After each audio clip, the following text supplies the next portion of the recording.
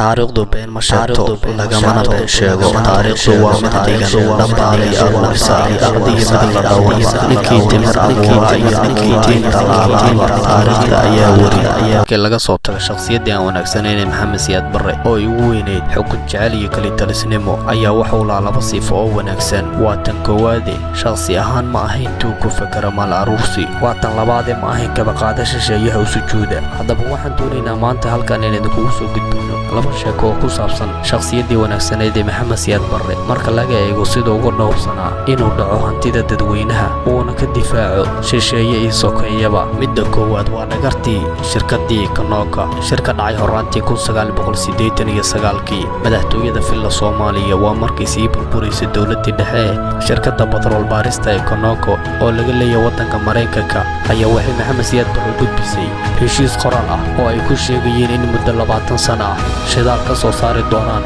goobo ku yaala waqooyi bari Puntland 20 sano wixii shidaal la soo saaro waxa yeelan doona shirkadda Conoco Soomaaliduna wax saami kuma yeelan doonto oo xataa wakiil ka socda Soomaalida rugaha shaqada ma imaan karo ayaa nuxurka heshiiska lagu qeexay heshiiska Conoco soo diyaarisay si loo waafajiyo sharciyada dalka iyo xeerarka caalamiga ah maxamed siyaad barre wuxuu u gudbiyay xafiiska garyaqaanka guud ee dawladda oo xilkiisu ahaa inuu talo sharci ah ka soo bixiyo heshiisyada dhexmara Soomaaliya iyo shisheeyaha kadibna garyaqaanka guud wuxuu madaxweynaha u gudbiyay qoraal qeexaya wixii dhulka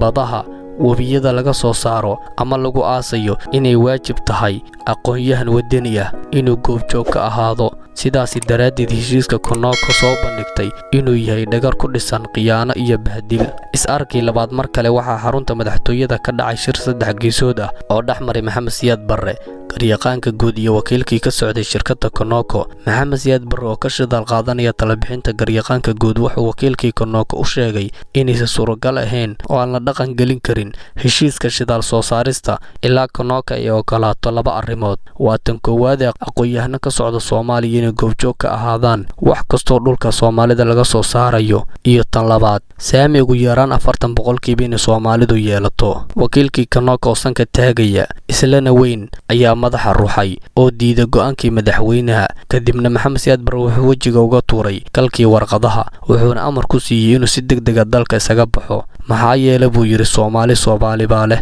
Conoco kama amar ku taagleen karto tan labaad oo ku saabsan dhul uu doonayay mid ka mid ah ganacsatada ugu waaweyn ee xilliga jirtay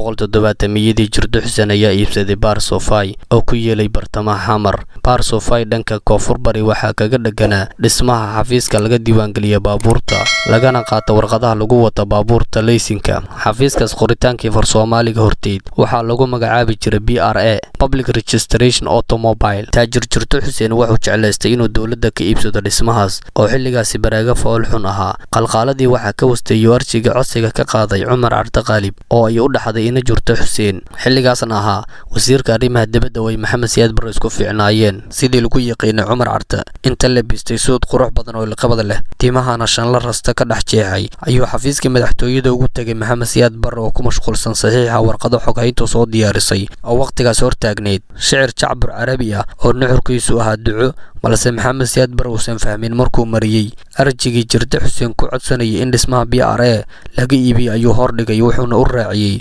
baroortan iyo hooto sheegasho uu ku sigtay inuu guntaha qabsado si sudugiisa looga iibiyo dhismaha BRA maxamed siyaad barre carro darteed sigaarkii laba ayuu u shirtay dhowr fiican oo qaxwo ahna waa cabay wuxuuna Cumar Carte Qaalib ugu jawaabay diktaatoor dambiye badan galay haba lagu sheego laakiin lagama yaabo dhismo qaranku leeyahay inaan shakhsi ku wareejiyo maxamed siyaad barre isla markiiba wuxuu amray xafiiskii BRA in 5 dabaq looga dhiso xarunta wasaaradda maaliyadda waxaana meeshaas waji gabax kala noqday Cumar Carte Qaalib oo aan ku faraxsanayn go'aankii uu gaaray maxamed siyaad barre sababta inuu soo qaadanay sheekooyinkan ayaa in maxamed siyaad barre waa kaliya taliye dalkan maamuliyay muddo 20 sano ah oo xoolihii dadweynaha ka dhowray naftiisa sokeeye shisheeyana ka difaacay laakiin madaxda maanta sifooyinkaas ma lahan oo waxay noqdeen kuwa xilka dawladda u soo doonta kaliya